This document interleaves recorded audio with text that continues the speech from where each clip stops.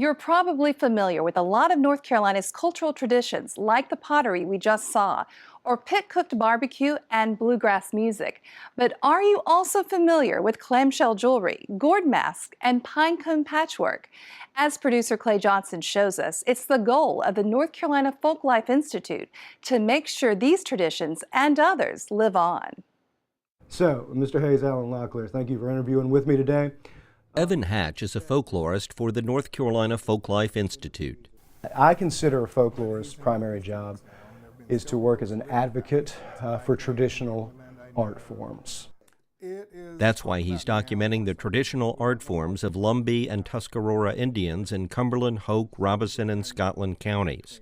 He's collecting photographs and videos and conducting interviews with the artists.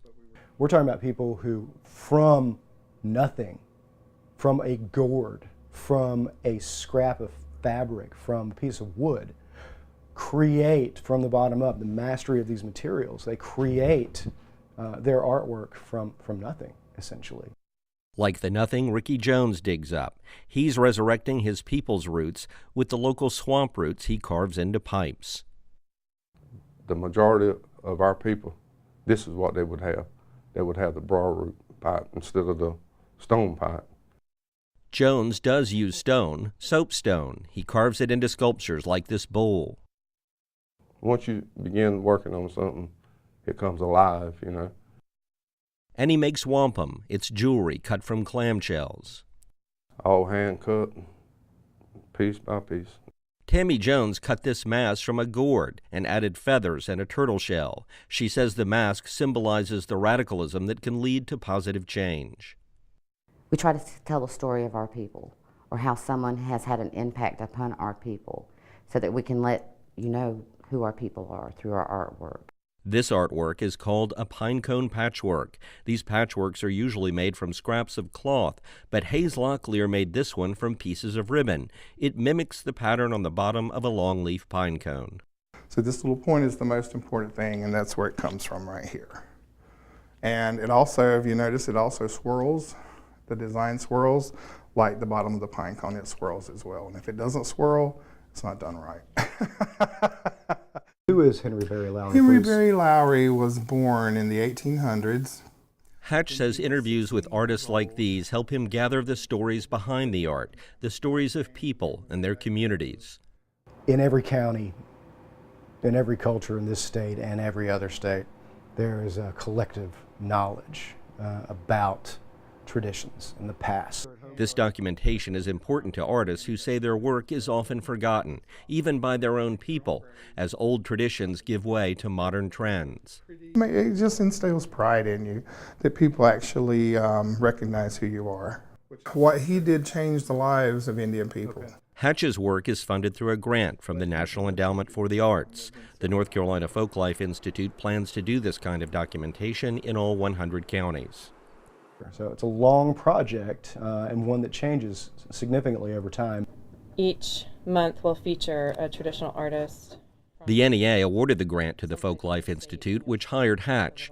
Its executive director, Joyce Salyers, says the Institute's mission is to foster an understanding and appreciation of folklife in every North Carolina community. Folklife is really the foundation of community identity. It's all of the living traditions that go into making a group know that they belong to each other.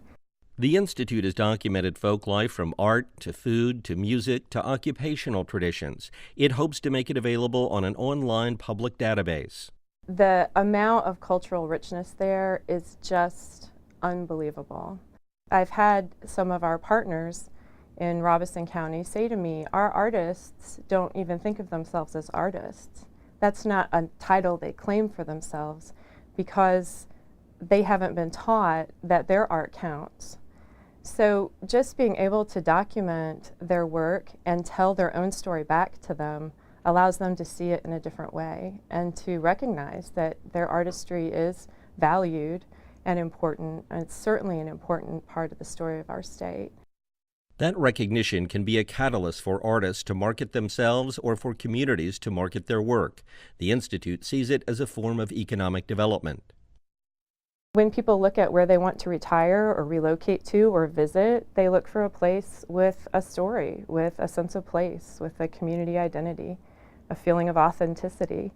And all of those things are derived from the folk life and living traditions of a community. Whether it's the hand-carved pipes, wampum jewelry, and soapstone carvings of Ricky Jones, I feel like it's my job to, to bring it back and keep it alive. or the mixed media of Tammy Jones. Identity is everything.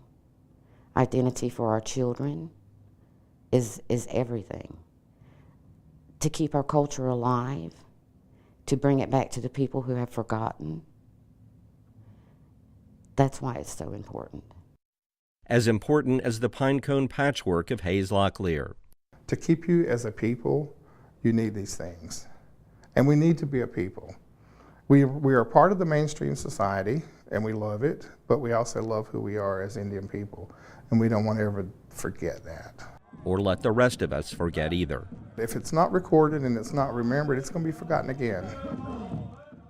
This year marks the North Carolina Folklife Institute's 40th anniversary. And to find out more about their work, visit their website.